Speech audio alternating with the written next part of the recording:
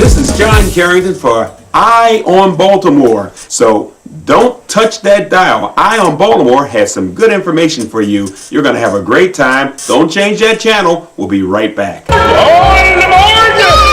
Hi, this is John Carrington, and we're welcoming you.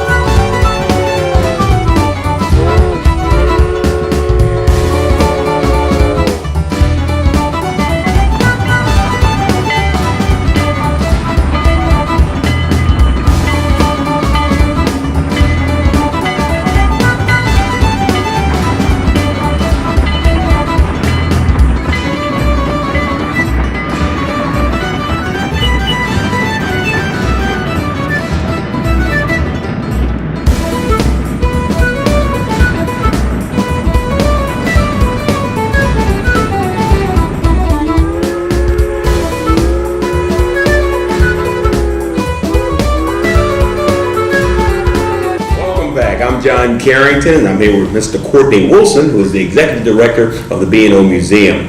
Mr. Wilson, Edgar Allan Poe used this facility as part of his travels. Let's talk about Poe for a moment.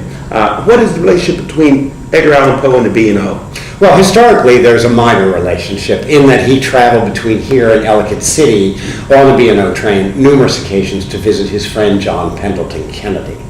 But that being aside, the B&O Museum is very involved with the city of Baltimore and Edgar Allan Poe as a result of the city making a decision to close the Edgar Allan Poe House right up here close to us on Amity Street as a result of budgetary constraints. So they had hired a team of consultants to see what's an alternative model for preserving the Poe House, operating the Poe House. And they came up with the rather brilliant idea that a new organization needed to be created that would brand Poe in the entire city of Baltimore. And the name of that organization is Poe Baltimore Incorporated.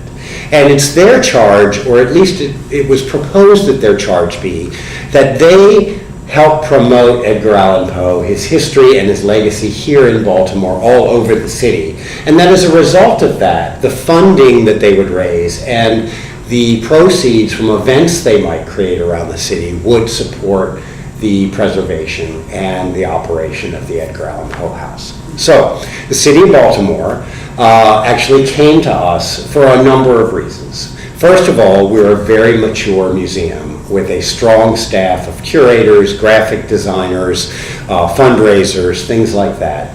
And second of all, we're a neighbor of the Edgar Allan Poe House. So we agreed as a museum to take on a contract with the city to help Poe Baltimore get started as a nonprofit. So I'm now working with a group of people on a very small board, looking to increase that board, to build this strong organization that can then go out and raise money in the next year to begin their operations. So that's sort of thing number one. Number two is I've taken on the responsibility of the Poe House itself in terms of how do we interpret this great house in Baltimore? How do we put exhibits and artifacts in the house that would be of interest to people from around the world?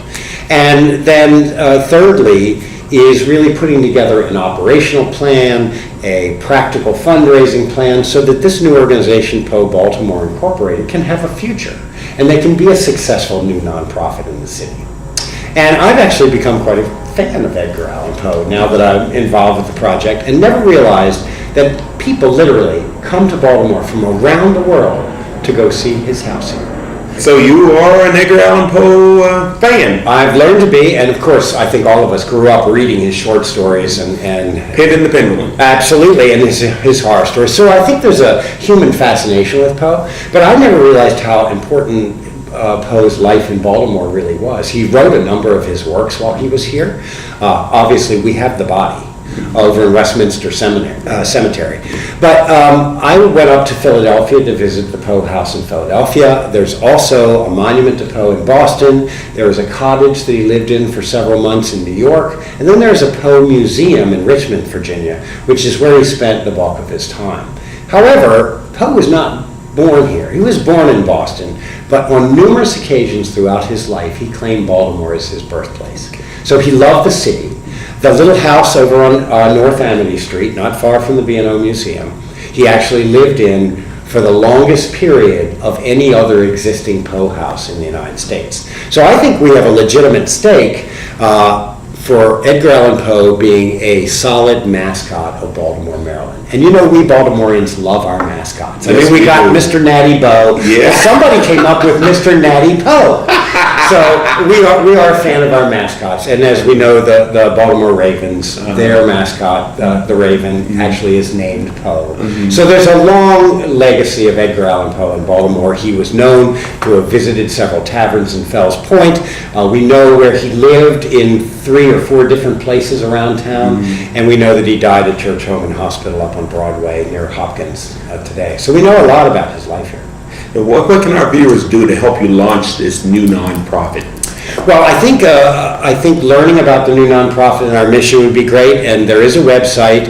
If you would go to www.poeinbaltimore.org, that's Poe, Baltimore.org. You can read what our mission is, what our progress. Sign up for notifications to our blog, because what we're going to be doing is, as we reach milestones in progress, we'll be sending out articles and to our constituents to keep them up to date.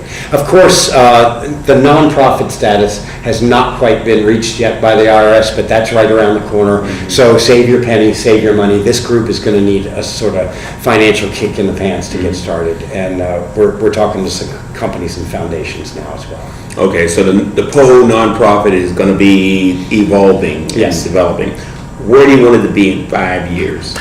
I would like to see literary events all over the city that were focused on Poe. I would like to see Edgar Allan Poe raised a little bit higher in the brand base for how Baltimore markets itself across the country and across the world.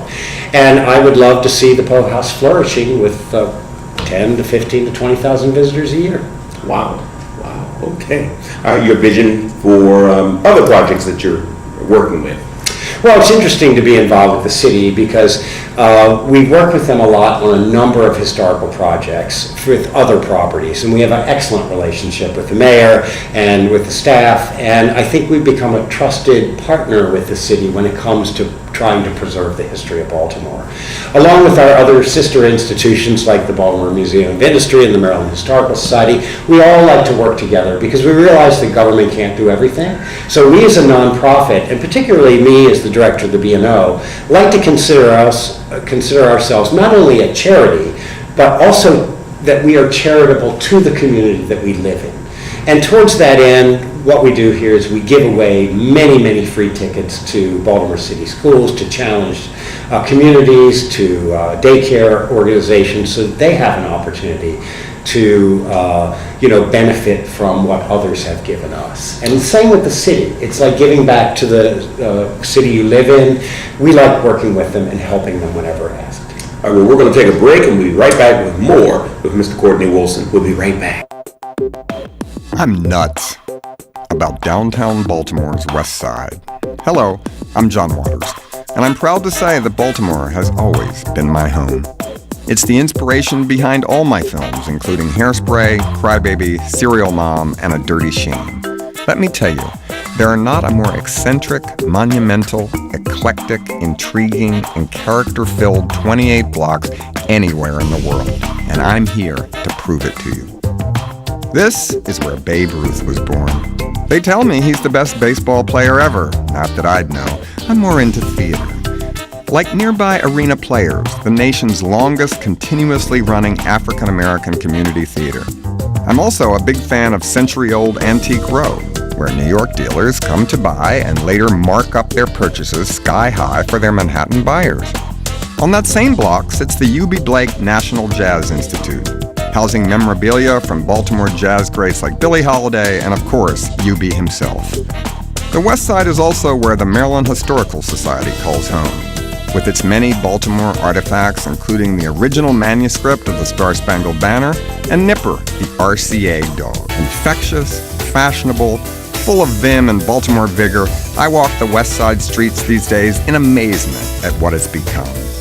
I'm nuts about downtown Baltimore's West Side. Hey, welcome back, and we're here, and this is Courtney Wilson. He's here, and we're talking about Edgar Allan Poe. The Ravens built their whole marketing theme around Edgar Allan Poe's work, The Raven. And of course, you're wearing a Ravens tie here. Any projections on how we can benefit at the Poe House from what the Ravens will do in future seasons? Well, I think the Ravens and Baltimore are synonymous. I think most people in the world realize that it was named after Edgar Allan Poe's The Raven. And so that is really important because I think Poe Baltimore as a new organization can benefit from that branding. But now we need to take that sort of popular culture of NFL football and turn it into something educational for school students, and to realize what a great literary figure Edgar Allan Poe was. I think it's going to be the mission of this organization is to get into the schools and bring Edgar Allan Poe and his literature back up on the plate on teachers' curriculums, make events around the city so that folks like you and I that might even have a passing interest can participate, can learn, can read, and then hopefully there'll be some fun events also to sort of celebrate Edgar Allan Poe's history in the city as well. So the subject is Edgar Allan Poe. What artifacts do we have? We're very, very fortunate, and I mentioned earlier that I made a trip up to the Edgar Allan Poe house in Philadelphia, which is actually a national park. It's run by the National Park Service. They do not have a single object related to Edgar Allan Poe.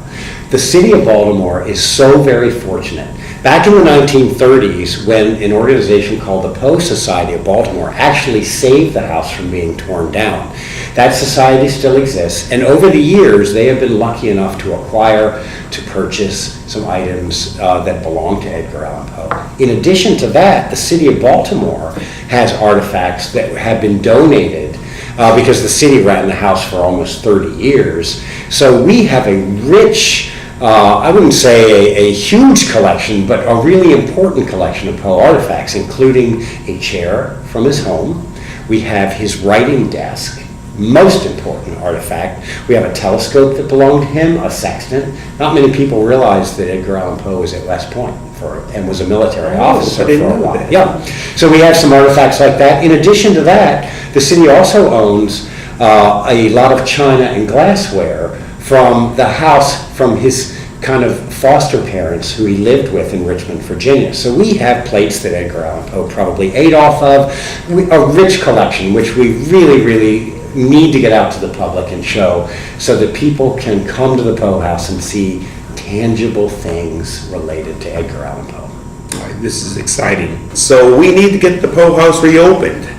We really do, John. And I would say that it's unfortunate that the Poe House had to be closed, but it's going to end up being a good thing at the end of the year when we're finished this project, because there's a lot of things that need some preservation in the house, and we really want to put in some professional exhibits. So these important artifacts we just talked about can not only just be there, but also have a story told about how important they are to Edgar Allan Poe, to the city of Baltimore. And in addition to that, up at the Pratt Library, and Dr. Carla Hayden is actually sitting on the board of Poe Baltimore, there's a magnificent collection of Poe, including a lock of his hair, some of his early writings, things like that, and there's an Edgar Allan Poe room in the Pratt Library. So having them involved also will give us the opportunity to maybe bring some of those objects out to the public from collections where they're behind closed doors, and people get a chance to see some things that they ordinarily wouldn't have a chance to look at. So I'm really quite excited about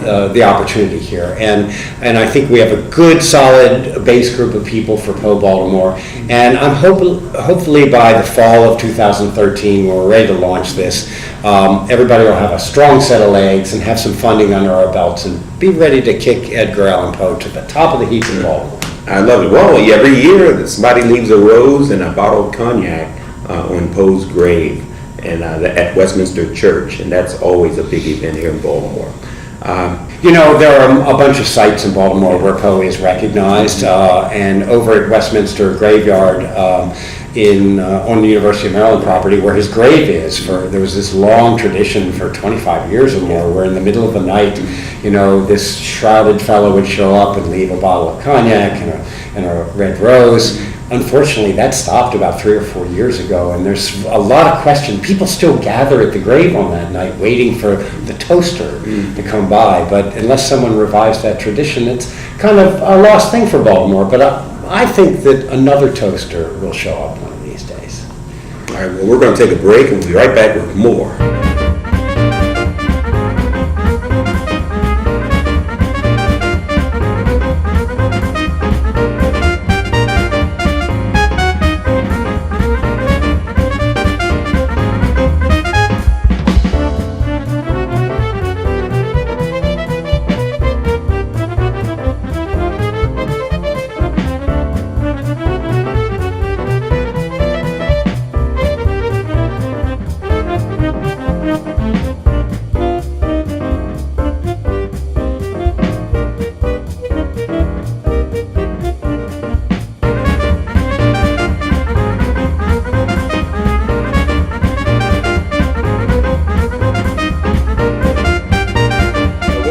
I'm John Carrington, and then we're here with Mr. Courtney Wilson, and we've been talking about Edgar Allan Poe.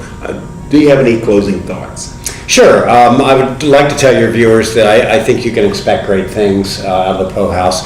I think the Edgar Allan Poe House and the idea of Edgar Allan Poe in Baltimore is there, but it's not as recognizable as some of the other icons of Baltimore. So it's our goal, it's the goal of Poe Baltimore, is to raise the importance of this literary giant and really kind of brand him to the city of Baltimore. So I think keep an eye on what's going on and remember the name Edgar Allan Poe as it's associated with Baltimore. Well, you've done your part in raising the name Edgar Allan Poe, and I want to thank you for being a part of the program, and we'll see you next time.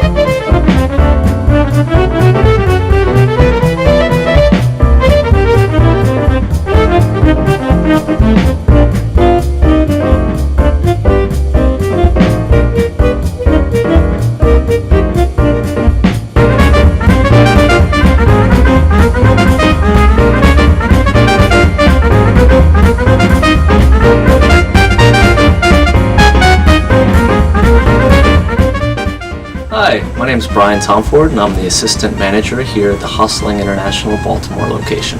The Baltimore Hustle has been here since 2007. It was much the work of the Friends of the Baltimore Hostel, basically a volunteer organization who got together and decided Baltimore needed a hostel.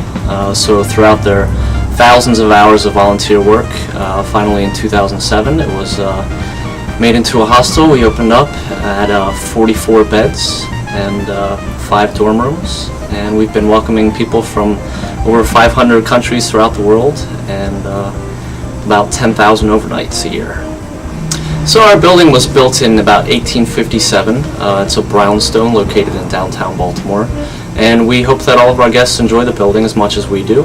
There are numerous amenities that we provide, including a free kitchen that guests are welcome to use, plenty of space to store their food and make their own meals if they'd like, and there's always free food that's left behind by other travelers who will donate it to the next folks coming in. Hostling is mostly for common areas. That's why folks like to stay at a hostel instead of a hotel. Rather than in a hotel, you've got your bed and your television. Here in a hostel, you want to experience the city and the hostel itself with your fellow travelers. So mostly we're staying in dorm rooms, your shared common spaces, including the ballroom and the lounge area downstairs. We're located at 17 West Mulberry Street in downtown Baltimore. We're catty corner from the Enoch Pratt Free Library and right across the street from the Epitomal Basilica of the Assumption. We're located very conveniently to the downtown areas of Baltimore, the Inner Harbor, the Charm City Circulator, which is an amazing free bus in the area, and all the other amenities that the city has to provide. We're also conveniently located to BWI Airport by way of the light rail. It's only 4 blocks walk from the light rail station at Lexington Markets. Well, I hope you enjoyed your tour of the Baltimore Hostel. Please feel free to give us a call at the number located on the bottom of the screen.